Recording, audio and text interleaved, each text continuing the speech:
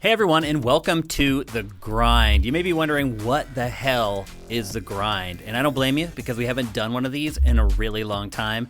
The Grind is a show that I do by myself when Matt is out of town and we can't do an episode of GameFace. You're probably also wondering why I'm here at all. I said I was taking a vacation, I was going to be out this week. As it turns out, things are just way too expensive. A rental car is like $800 for a week, and I'm probably going to go home Labor Day, and so to do two trips when they're that expensive, one, I can't afford it, and two, it just seems crazy.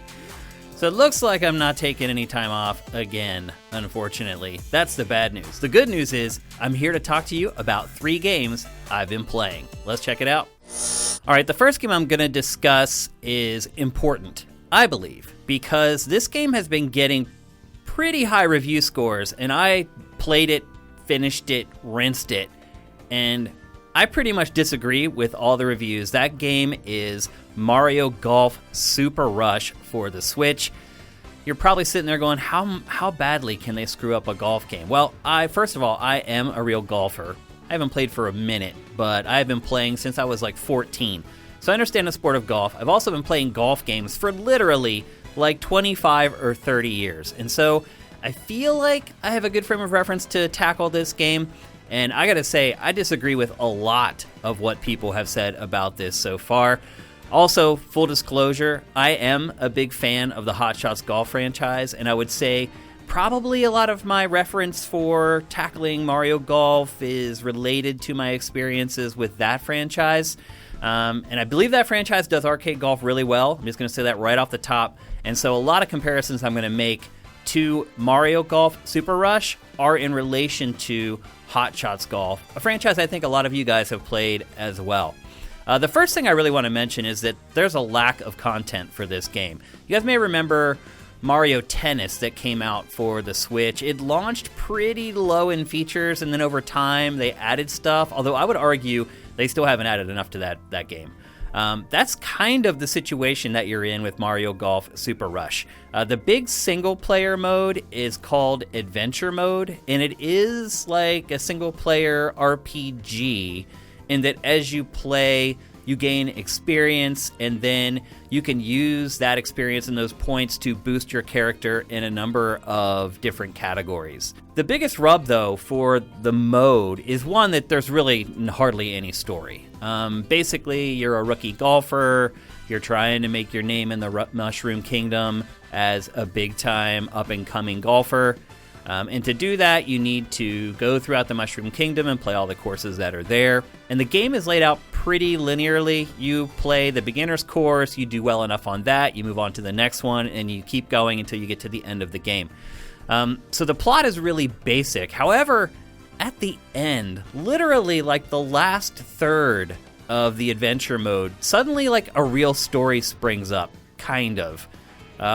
Wario and Waluigi are up to some hijinks. They're trying to find some kind of treasure or something, and you try to stop them. Again, this just pops up at the end of the game. Before that, it's literally just, hey, you're this new guy, come to this course and prove that you're as good as the people who are supposed to be good.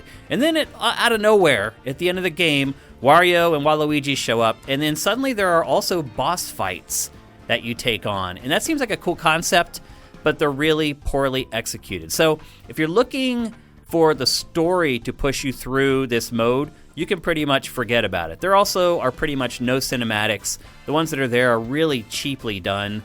It's mostly just talking heads and text bubbles. So the story, again, not enough incentive to keep playing this. The good news and maybe the bad news is that you do get to try out pretty much all the different match types while you're playing through the adventure mode. So there's normal stroke golf where just lowest score wins. There's this weird thing called battle mode where you go to this like neon environment and you can basically go for any hole that you want. It ends up becoming a puzzle more than anything, figuring out which holes you should go through in what order. You get a little bit of a taste of that in the adventure mode. Then you also get this other strange variant where they put you on a course and you can choose your any way you want through the course. So you could start on hole 1 or whatever hole they start you on, Once you make that first hole, you can then choose to drive to any hole after that. That's also a puzzle to put together, but one of the things they do there is they make one hole way out of the way of the other ones, and you have to figure out how you can get yourself all the way out there and then finish the whole course in the minimum number of strokes that they can give you. But I think probably the mode or the variant that is most popular and prevalent in this game, and the ones that you probably wonder about because it is Mario Golf Super Rush, is Speed Golf. Speed Golf, the best way to describe it is like Mario Kart Golf. So everyone swings at the same time. When you start, everyone drives, and then it's a dash to get to your ball. And whether you win a hole or not is a function of how many strokes it takes and how long it takes you to do it. So after you tee off at the box, it's a dash to get to your ball. While you're running for the ball, you have like a turbo that you can use. And there's also like this special dash that you can use. It's also kind of an attack. And then laid out on the course, there are gold coins. And then as you collect coins, that gives you the ability to pull off your special shot. And then there are also hearts. If you collect one of the hearts, it gives you an extra amount of boost that you can use or turbo that you can use. And kind of stringing together the hearts generally will get you to your ball turbo 100% of the time. Later on in the game, as you start leveling up your attributes, and some of the attributes are related to how fast you can run. So you have a speed, you have the amount of time that your turbo lasts, and if you aren't boosting those up all the time, you can still mostly get to your ball just linking together the hearts. Now, also, as the game wears on, the opponents get a little smarter. So they'll start attacking you as well with their special dash. They'll start getting ahead of you and taking the coins and the hearts before you can get to them. But for the most part, you can pretty much gobble all those up yourself, set yourself up for special shots, and also making sure that you're getting to the ball as quickly as possible. I do like the tension that this mode kind of brings to the whole game. You're kind of under the gun to make shots. You can't really spend a lot of time on each one, or you'll end up holing out way after the other guys. And even if you get a birdie and everyone else got par, if you take too long, they can actually still win that hole. So it does give you a lot of stuff to consider that you probably haven't experienced in other golf games, and I like that about it. As far as the nuts and bolts of the game go, there's the golf adventure, as I talked about. There's a solo challenge mode, which is basically just you playing by yourself in score attack or time attack. And then as far as the different types of golf games go, there's standard golf, like I said, just count your strokes. There's speed golf, which I just talked about. There's a battle mode, and then there's network play. The network play has both online and local options. And you can either start your own room and have people join it, or you can try to join someone else's room. Now, I had horrible issues trying to connect to someone else's room. Literally, it worked maybe 1 out of 5 times. However, if I would start my own session and just leave it open, it would fill up with people right away. So I don't know if it's a problem on my end. It shouldn't be. I play online games all the time on all the platforms with no issues. For whatever reason, Mario Golf Super Rush seems to be having an issue.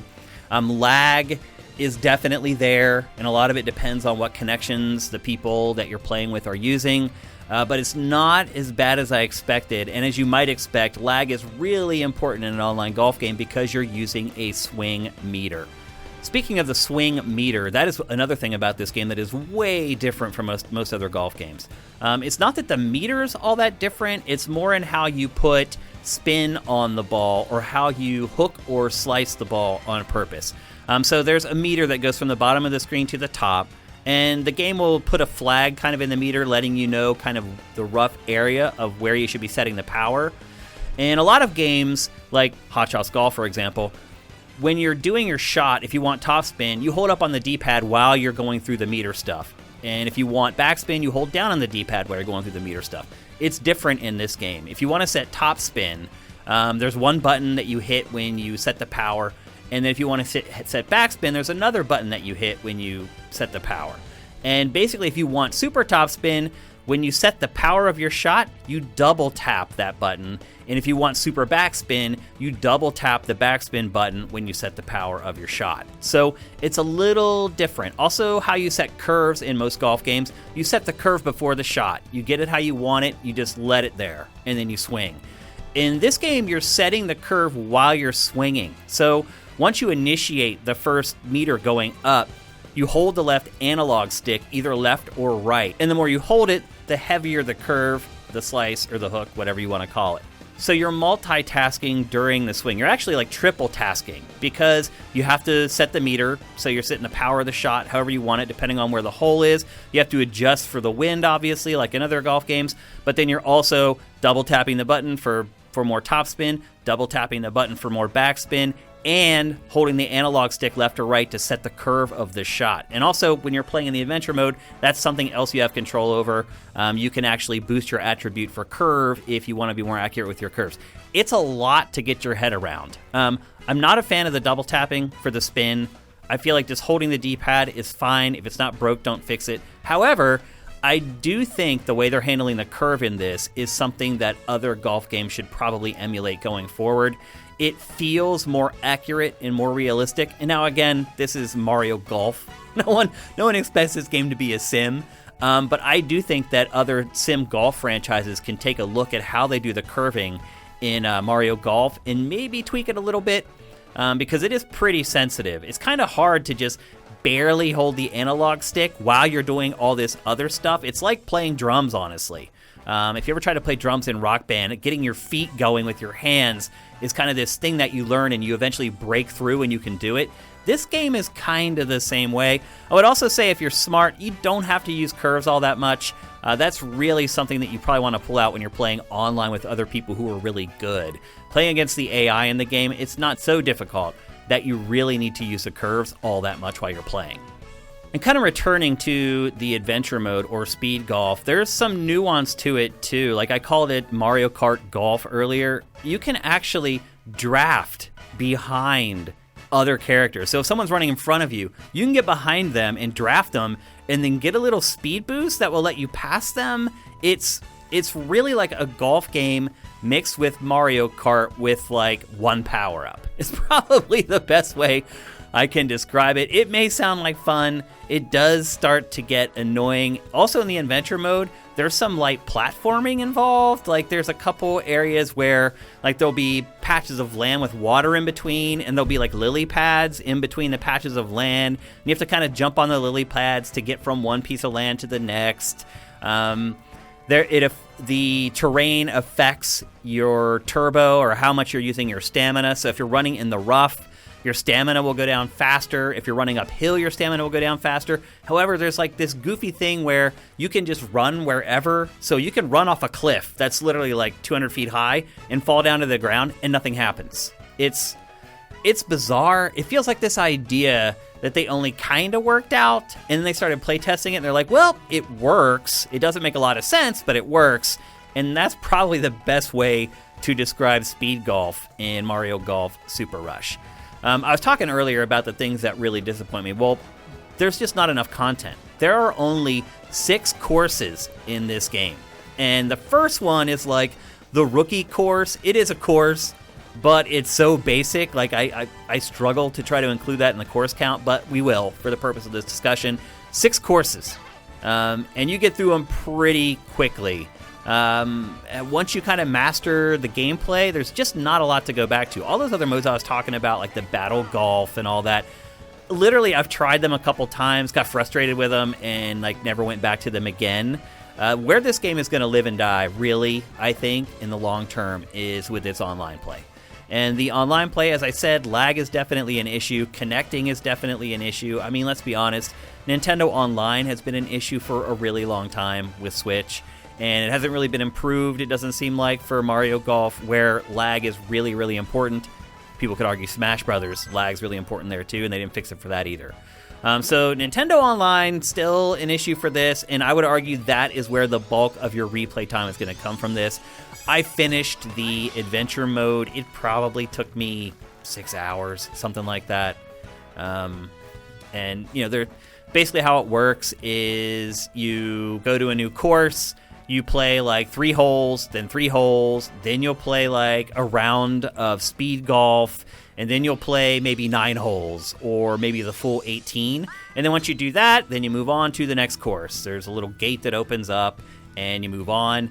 You have to collect licenses throughout the game. There's like 6 of them, and generally once you finish a course, you get your license, which then unlocks the gate that lets you go to the next course, where you repeat the process all over again.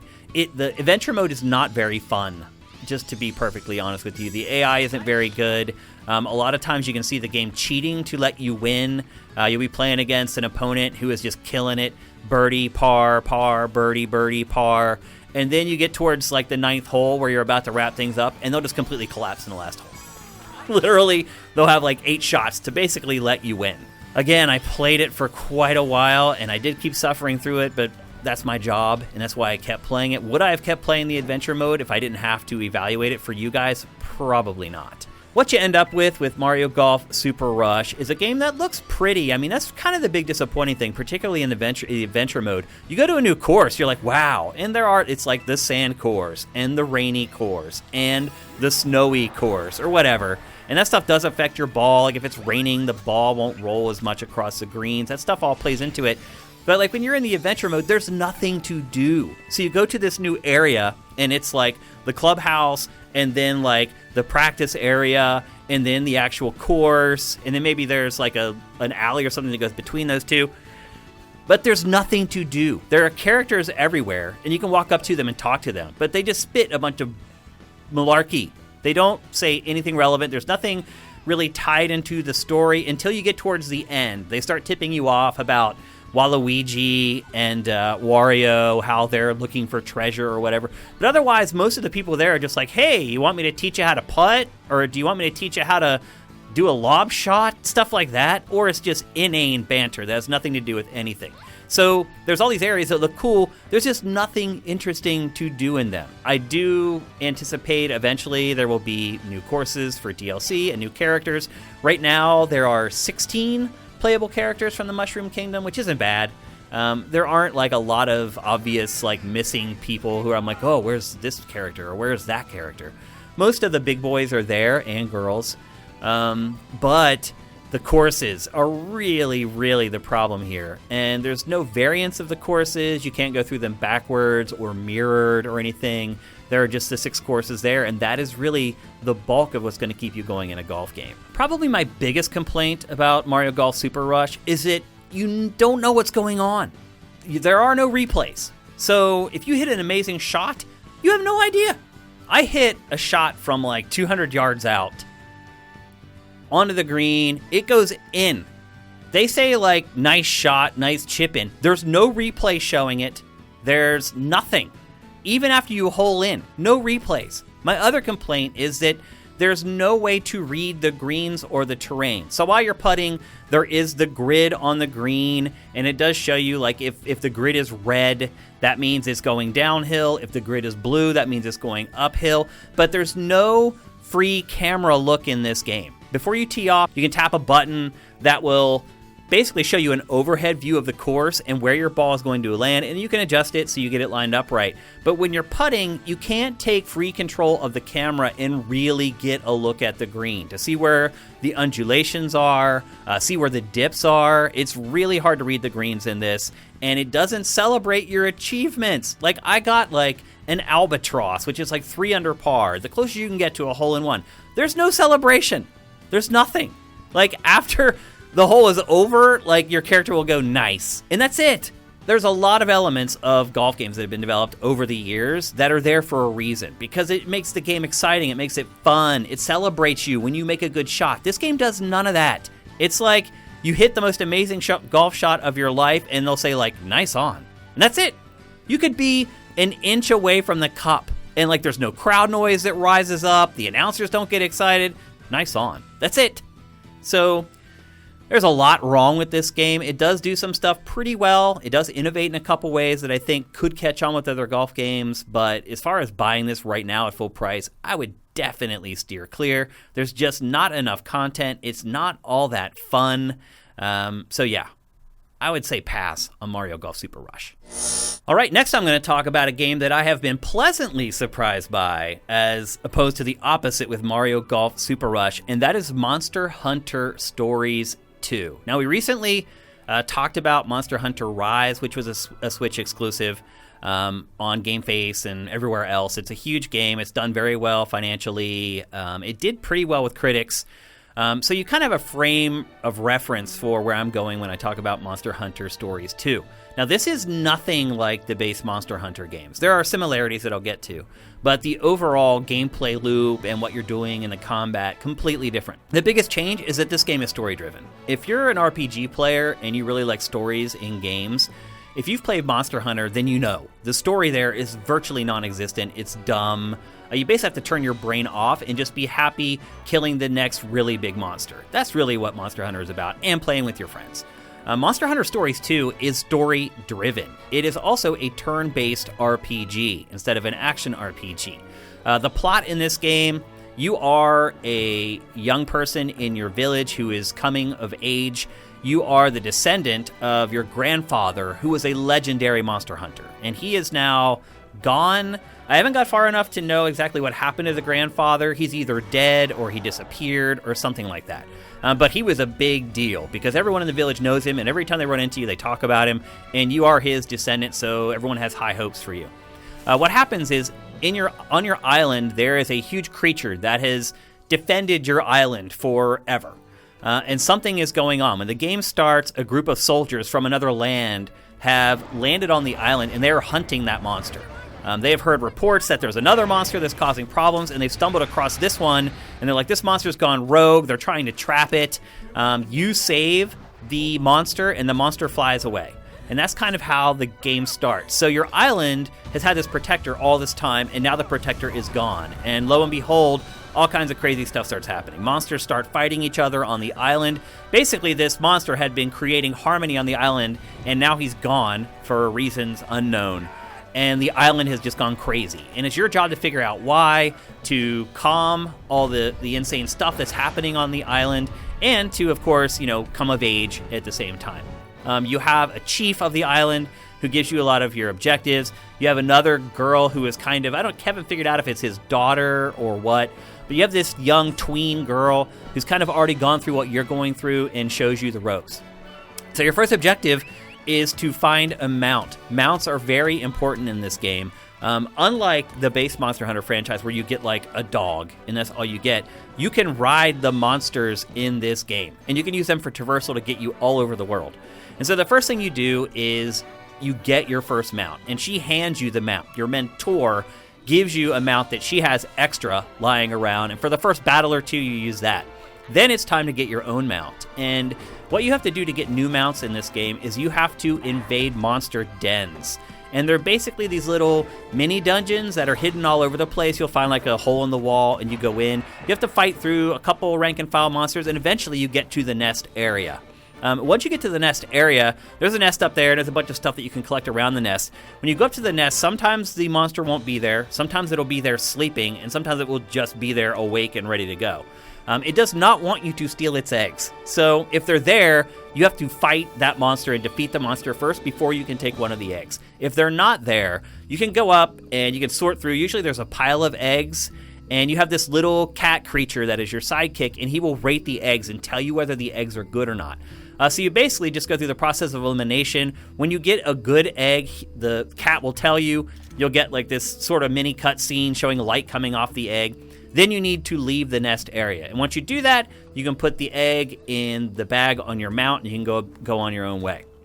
Now, there are some times if you spend too much time sorting through the eggs trying to find the good egg, the monster will come back, and you'll have to fight the monster then to get out of the lair. So anyway, once you have an egg or multiple eggs, you then go back to the village, and there's a stable there where you keep all your monsters. They call them monsties in this game for some reason. And you can hatch the eggs there.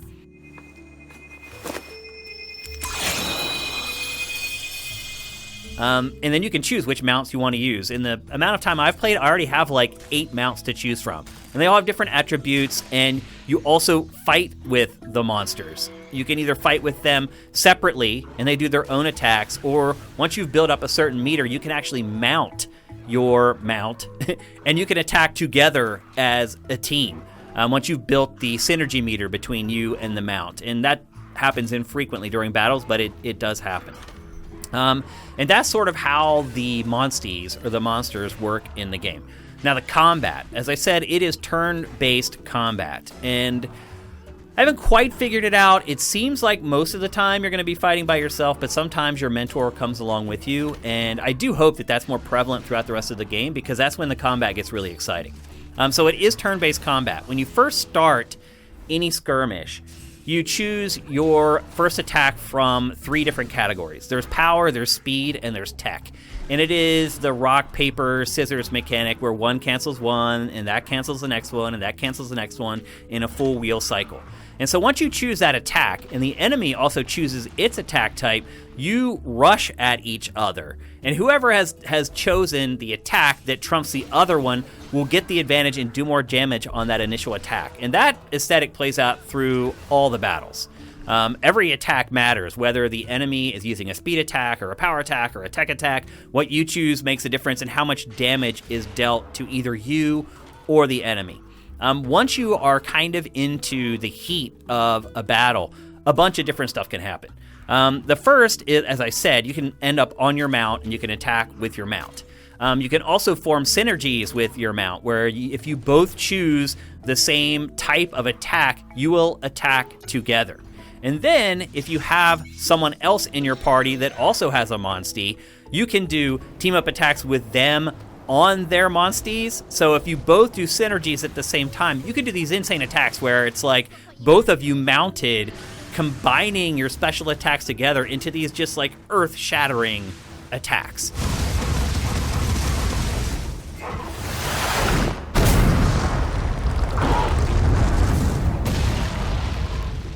The creatures, now once you kind of learn what each creature does, you can guess what type of attack they're going to do first, at least.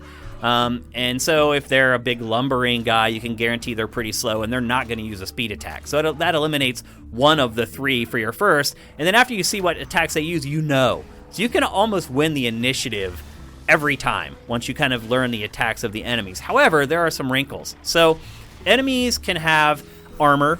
They can also have special sort of abilities in their attacks. So one enemy will dig up dirt and it will hold a rock in front of it for defense. And what you want to do is you want to attack that rock to take down the defense before you continue attacking the creature.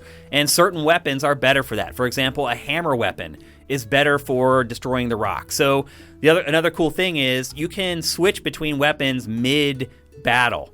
So if a creature does suddenly build this sort of stone shield, you can immediately switch to your hammer and then use the hammer to break that rock and then switch back to your sword or whatever else you're using to continue attacking that creature. And then the other part of it is that there are certain body parts that will say allow monsters to poison you. The first one we came across had a tail that spit out acid. And so what you want to do is you want to attack the tail. And there's an interface built into it so you can select which body part you want to attack. Once you've taken out that tail, you can't be poisoned anymore. So there is some nuance to the combat in this. It is a little different. I did not play the original Monster Hunter stories on 3DS that much. So this could all be the same as that game. I'm guessing a lot of you guys didn't either, and you're like me and you're coming into this new. But that's how the combat mostly works in the game. As far as side quests and extra stuff to do, there's plenty of it. So there's a quest board in the village, in sort of the central hub. You can go up and you can accept quests on that board. The cool part, though, about it is you can also finish the quests at the board. So say a quest is like, go out and get a bunch of herbs or find some bread or find some raw meat or whatever. Once you've found it, you don't have to find that one person that gave you that quest and turn it into them. You can just go to the board and you can turn it in right there. And that's very nice, very convenient. For those of you who just go out and collect a bunch of stuff, and when you come back, you're going to be pleasantly surprised because you may not have even thought that you accomplished any of the side quests, but you did because you collected just the right amount of stuff that you needed to satisfy one of them. And then another sort of side quest thing that you can do at the quest board is that you can basically do arena battles. And it's just basically you and your monstie against a creature. And as you defeat one, another one will open up, and so on and so forth. There's also crafting in the game, though crafting is actually pretty kept to a minimum. So your armor is just a set of armor. You're not collecting a helmet, and then a chest piece, and then greaves, and then boots. They're all just complete armor sets. And this is one area where it feels most like the other Monster Hunter games, because you have to collect parts from specific monsters to create that monster's armor set. So that is the thing to me that strays most closely to the base franchise Monster Hunter games. And then at the stables, you can manage all your mounts, your monsties. You can't level them up or do anything like that there, and they like feed them and take care of that, so you're not like micromanaging them or anything. But you can set a couple things, like a couple customization things there. And that's where you go if you want to set them in a party, because the other thing about the monsties is you don't just have one. You can have, I think, up to 5 monsties in your party at any time. And it's kind of important because the way the levels are gated, they're gated by monstie abilities. So one monstie can jump, and you'll find these stone pads everywhere that you can just jump on, and they'll automatically do the jumping for you. There's another monstie that can climb vines, so you'll come to places where there's a wall with vines going up, and if you don't have that monstie with you, you can't make progress. You can't climb up the vines. And it's, so far I've uncovered like 4 different abilities you need from monsties to traverse basically through the world completely. And so that's important. And the other thing too is if you have 5 monsties in your party, they level up. Even if you don't bring them into battle, they will level up as you win battles. So you need to go to the stable, fill up your roster of monsties to take out into the field with you, and then you can swap through those at will as you're trying to get to new areas of the world, or they'll level up even if they're not in combat as long as they're in your party. So I am having a ton of fun with this game. I'll say this too, there's a free demo on Switch right now. This game is also coming to PC, and I don't think the demo is on PC. I think it's only for Switch. The demo is huge. I've played like 3 hours of this game, and it still hasn't ended. And I want to go back and I want to play more and see where it actually does end. Also, your saves will carry over to the final version of the game when it comes out, so it's not like you're wasting your time playing the demo. The demo's not huge. It won't take up a lot of space on your Switch hard drive or your SD card, whatever. I have not played a turn-based RPG for a while. Like, it's been since Persona 5 since I really got into one, and I'm kind of getting there with this one. I'll be honest with you. I'm kind of hooked. The writing's pretty good. There are still, like, some Japanese moments. There's some grunts and some moans here and there, and there are times where the voice acting doesn't match the animation, the facial animation in the game, but the voice acting is really good, and the writing pretty good. I have not really groaned or moaned about a lot in this game, where like someone delivers a line and I'm like, ugh, like eye rolls. My eye roll quotient has been really low on this game, and it may appear that it's targeted towards younger kids, and I think it is. Compared to the base Monster Hunter franchise, I think they are trying to target at least a somewhat younger audience with this game, but I don't feel like offended playing it as an adult. I will say this, it's been easy so far, but this demo is so big that I am really thinking this is going to be a big game. Like, this game, I don't think it's going to be Persona 5 size, which, thank God, I don't want to play another RPG that big, but it does seem like it's going to be pretty meaty. Otherwise, I really don't think they would have given you this big of a taste for free. So, Monster Hunter Stories 2, I'm really enjoying it. There's a free demo right now on the Switch eShop. The game launches in early to mid-July, so not much longer to wait, and based upon what I've played so far, it's looking pretty good. All right, the last game I want to talk about today on the grind is Neo: The World Ends With You. This game also has a demo on Switch right now, and also a really big demo. I've been playing this game for a long time, and it just keeps going and going. And also, like Monster Hunter Stories 2, whatever you do in this demo carries over to the final game.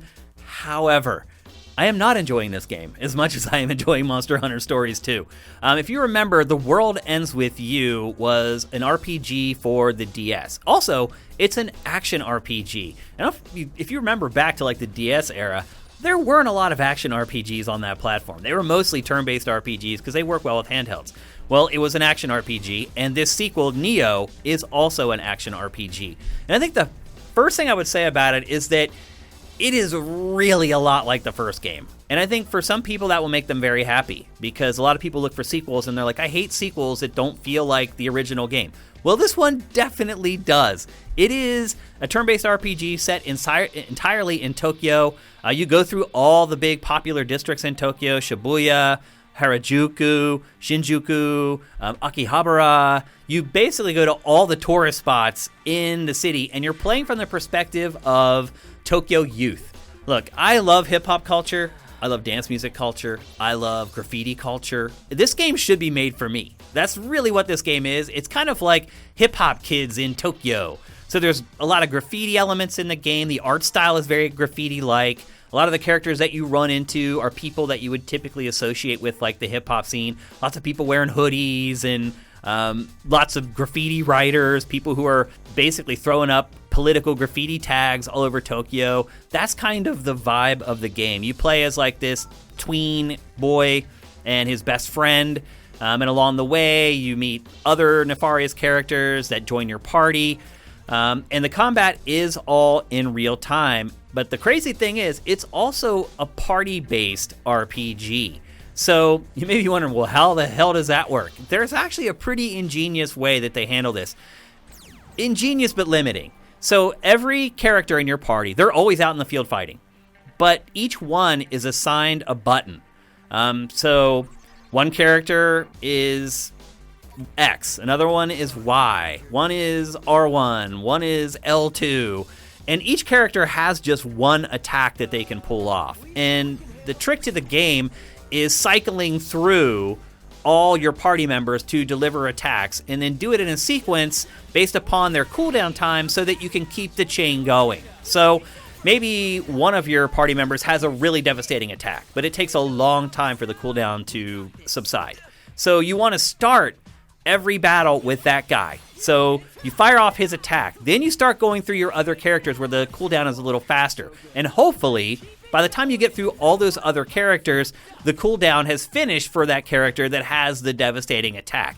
That is kind of the ebb and flow of the game. There's also a music and rhythm element in the game where you can attack to the beat and you get bonus points. And then if there's a meter that builds, if you're doing really well kind of using your entire team, there's a meter that builds. And then once that meter hits its hilt, you can hit the A button, and that's when you like bring like the crazy like over the top finishing attacks.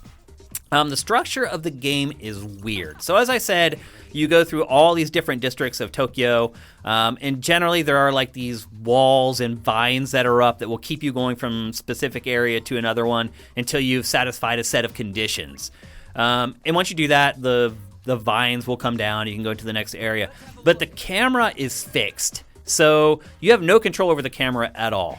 It follows in for combat or for just traversal or whatever. And the developers have tried to add too much style to it. So a lot of times the camera will be along the ground and you're kind of peering up as your character is running in 3D space. It can get very awkward. You can run into pedestrians, things like that. I'm not a fan of it. I wish I could look around in this game because it's Tokyo. It's a place you want to be able to see.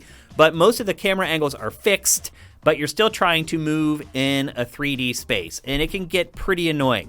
Random encounters in this game, there really aren't any. So there's a thing that you can do where you can tap a shoulder button and you can scan the area. When you do that, that's when you can see the enemies that are there in the world. And you can choose. You can avoid them if you want to. If you run up to them, they will kind of come down and swarm around you, and that's when the battle is on. Now, one thing that you can do in this game, if you don't want to do these battles one by one, you can keep running around and keep allowing enemies to basically suck down onto you, and then it creates like a chain battle. So you fight the first enemy, and you may see one enemy, but a lot of times that means it's actually 4 or 5. So you fight the first group of enemies, and then it stops, you get your experience from that fight, and then the next one starts. It's a good way to just kind of get through or clear out enemies from an area without having to like do a battle, go through all the rigmarole of it, now run over here, now do another one. You can go and kind of scoop them all up and do it at once. And then also if an enemy is running after you, you can just turn off the scan and they'll disappear. So you have total control over when you battle. You don't know what you're going to battle because all the enemies look the same. They're kind of like these red ghosts. And then once the battle starts, that's when you figure out exactly how many enemies they are and what the enemies are. There's another weird element in the game called remembering. Basically, there are these little puzzles where you spin the analog sticks to make the picture come into focus, and you remind people of stuff that they had forgotten.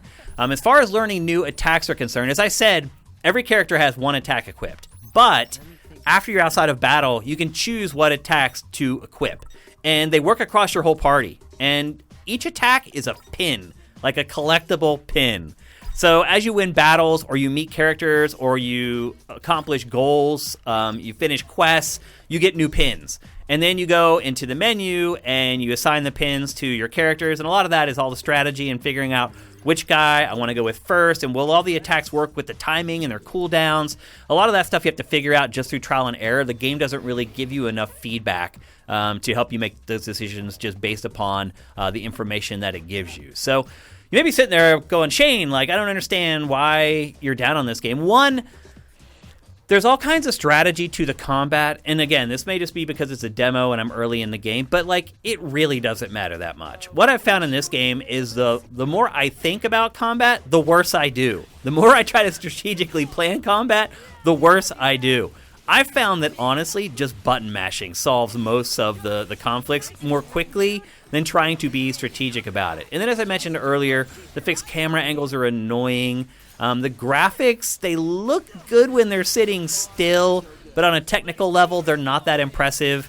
It is an art style, so to speak, but it's just low poly in general. And it is Switch, so you have to consider that when you look at visuals. I like the art style. Technically, it doesn't look that good. The camera angles make it annoying to play.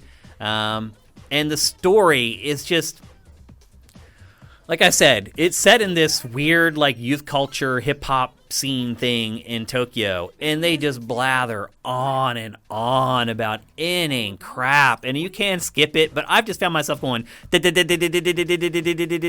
going through it, because they just don't say anything of any consequence. The stuff that matters will show up on a screen, like your quest screen, saying you need to go here and do this. So you don't need to listen to any of it. And then there's just tons of, like, text messaging and cell phone calls, and this girl who's anti-establishment, who's in Harajuku, and you need to go talk to her and convince her that her political graffiti is a bad idea. It's all that kind of stuff. I never found myself connecting to the characters, the plot, the setting, sure, because I love Tokyo. I've been there a bunch of times, and any game set in that city has an intrinsic value to me.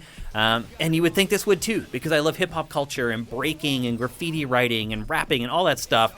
But it's just, I think it just misses the mark on that stuff. Like, if this game were made by a bunch of people from Brooklyn, like, I think I would probably like it a lot better. There's this weird kind of lost in translation thing about what American hip-hop culture is versus what Japan thinks it is. So it's very stylized. There's moments that are very slick. I do like a lot of the attacks. They're very inventive. A lot of them are elemental, and there's the whole, like, this enemy is fire, I'm going to use an ice attack on him, the basics of any RPG. And the combat, maybe when you get later on, you have to be, the strategic part of it matters more.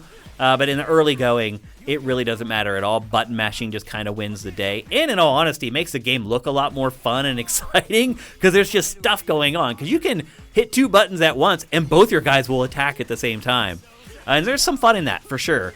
But overall, I've just not enjoyed it as much. Having that and Monster Hunter Stories 2 at the same time to play, I just find myself going back to Monster Hunter over and over again and struggling to want to play this more. So again, there's a free demo on Switch. You can give it a try for yourself. Again, the demo is big. You're going to get a good taste of this. This game is also coming out in July, so not much longer to wait for it. So if you want to give it a try, and you want to have a taste of it before you decide whether you want to pull the trigger or not, there's plenty of game there in that demo to sink your teeth into.